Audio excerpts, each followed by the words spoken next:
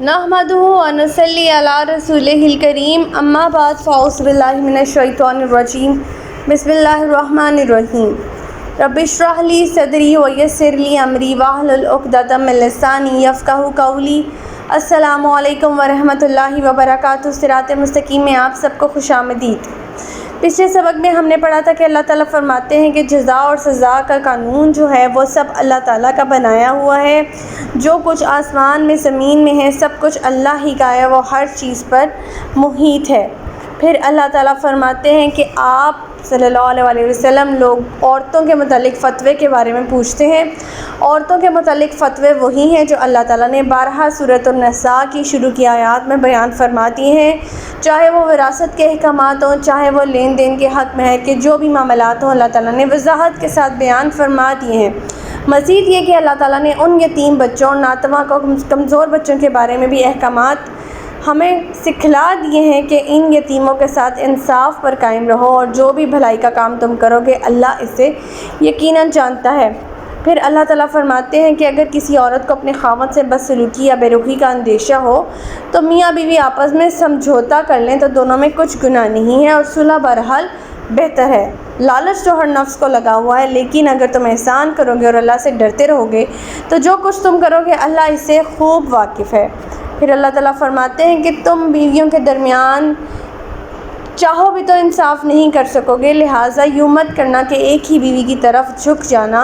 अपना रवैया दुरुस्त रखो और अल्लाह से डरते रहो। बिलाशुबा अल्लाह ताला बख्शने वाला रहम करने वाला है।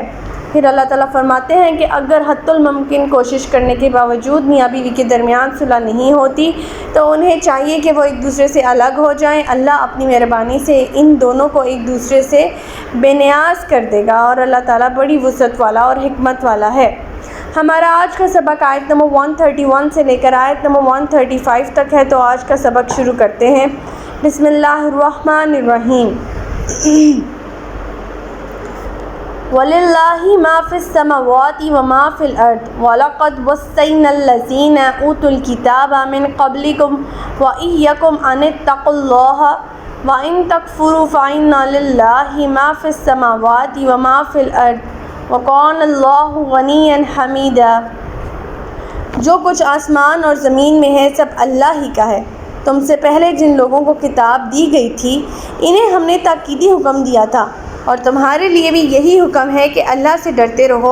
और अगर तुम कुफ्र करोगे तो समझ लो कि जो कुछ आसमान और ज़मीन में है वो तो अल्लाह ही का है और वो बड़ा बेनियाज और हम्द के लायक है। इस कायनात और इस आलम दुनिया से अल्लाह की बेनियाज़ी का ये आलम है कि रसूलुल्लाह सल्लल्लाहु अलैहि वसल्लम ने फरमाया कि अल्लाह ताला फरमाता है, ए मेरे बंदो, अगर तुम्हारे अगले पिछले इंसान और जिन सब के सब सबसे ज़्यादा मुत्तकी आदमी के दिल की तरह हो जाएं तो इससे मेरी सल्तनत में कोई इजाफ़ा नहीं होगा। और अगर तुम्हारे अगले पिछले इंसान और जिन सब के सब फाजिर आदमी के दिल की तरह हो जाएं तो इससे मेरी सल्तनत में कुछ भी कमी वाक़या नहीं होगी। और ए मेरे बंदो, अगर तुम्हारे अगले और पिछले इंसान सब के सब एक मैदान में खड़े होकर मुझसे मांगे और मैं हर एक को इसकी मतलूबा चीज़ दे भी दूँ तो जो कुछ मेरे पास है इसमें कुछ कमी ना आएगी मगर इतनी जितनी सुई को समंदर में डुबोने से आती है।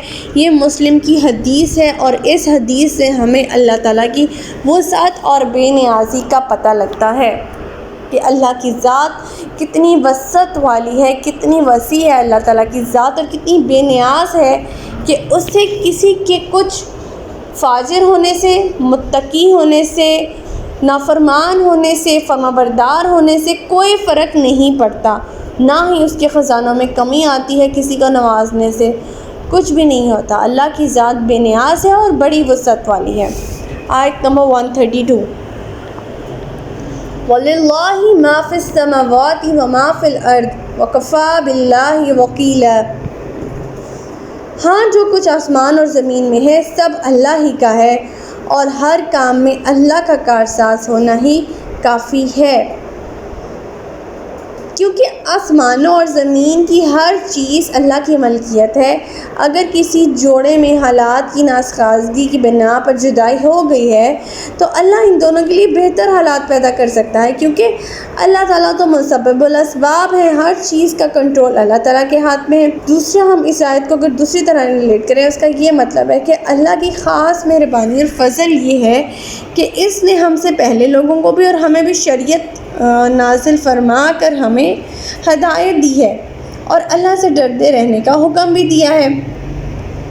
اب ان پر عمل پیرا ہونے سے ہمیں ہی فائدہ ہوگا اور ان سے اجتناب کرنے سے، سرکشی کرنے سے، نافرمانی کرنے سے ہمیں ہی نقصان ہوگا۔ اللہ کی ذات کو کوئی فرق نہیں پڑتا، اللہ کی ذات بے نیاز ہے، نافرمانی سے بھی، فرما برداری سے بھی۔ اللہ کے کارنامے ایسے ہیں جو خود اس بات کی شہادت دے رہے ہیں کہ اس کائنات کا خالق اور مالک اور منتظم اور حمد کے لائق اور تعریف کے لائق صرف اور صرف اللہ کی ذات ہے۔ آیت نمبر 133، اِن یشأ یذھبکم ایھا الناس ویأتی بآخرین وکان اللہ علی ذلک قدیر۔ لوگو، اگر اللہ چاہے تو تمہیں ہٹا کر دوسری جگہ دوسرے لوگ لا سکتا ہے اور اللہ اس بات پر پوری قدرت رکھتا ہے۔ اللہ تعالیٰ اب یہاں تیسری بار اس جملے کو دہرا رہے ہیں کہ اے مسلمانوں، اگر تم اللہ کی نافرمانی کرو گے تو اس کے کاموں کا انحصار تم پر نہیں، وہ ایسا کرنے پر پوری قدرت رکھتا ہے کہ اس صورت میں کوئی اور قوم آگے لے آئے اور اس کے ہاتھ سے تمہیں پٹوا کر پیچھے دھکیل دے، جیسا کہ یہود اللہ کی نافرمانیوں اور بدکاریوں میں مبتلا ہوئے تو انہیں عیسائیوں کے ہاتھوں پٹوا کر پیچھے دھکیل دیا گیا۔ اب تمہارے ہاتھوں ان دونوں کو پٹوا رہا ہے۔ اللہ کو تو اپنے دین کو سربلند کرنا ہے، لہٰذا جو بھی اللہ کے اس مشن کو جاری رکھنے کے قابل ہوں گے وہ انہی کو آگے لے کر آئے گا، لہٰذا تمہارا مفاد اسی میں ہے کہ اس کے فرمانبردار بن کر رہو۔ آیت نمبر 134، من کان یرید ثواب الدنیا فعند اللہ ثواب الدنیا والآخرہ وکان اللہ سمیعا بصیرا۔ جو شخص دنیا کے بدلے کا ارادہ رکھتا ہے تو اللہ کے ہاں تو دنیا کا بدلہ بھی ہے اور آخرت کا بھی، اور اللہ سب کچھ سننے والا اور دیکھنے والا ہے۔ یعنی اللہ کے ہاں تو سب کچھ موجود ہے۔ اب یہ ہر انسان کا اپنا اپنا ظرف ہے۔ اگر وہ دنیا کے فائدے ہی چاہتا ہے اور دنیا میں مگن ہو جاتا ہے تو اسے دنیا کے فائدے حاصل ہو جائیں گے، اور جو آخرت کی بھلائی چاہتا ہے یقیناً آخرت میں اجر و ثواب ملے گا۔ اس کے علاوہ دنیا کے فائدوں میں بھی جو کچھ اس کے مقدر میں ہو چکا ہوگا وہ تو اسے مل کر ہی رہے گا۔ لہٰذا عقل مند اور صاحب ظرف انسان کیا کرتے ہیں کہ وہ اپنی تمام تر توجہ آخرت کے اجر و ثواب پر مبذول کر دیتے ہیں۔ دنیا کے فائدے جو ان کے نصیب میں وہ تو انہیں ملیں گے، لیکن وہ اپنی پکار میں، اپنی دعاؤں میں اللہ سے آخرت کی بھلائیاں ہی مانگتے ہیں۔ آیت نمبر 135، یا ایھا الذین آمنوا کونوا قوامین بالقسط شہداء للہ ولو علی انفسکم او الوالدین والاقربین ان یکن غنیا او فقیرا فاللہ اولی بہما فلا تتبعوا الہوی ان تعدلوا ان تلووا او تعرضوا فإن اللہ کان بما تعملون خبیرا۔ اے ایمان والو، اللہ کی خاطر انصاف پر قائم رہتے ہوئے گواہی دیا کرو، خواہ وہ گواہی تمہارے اپنے یا تمہارے والدین یا قریبی رشتہ داروں کے خلاف ہی پڑے۔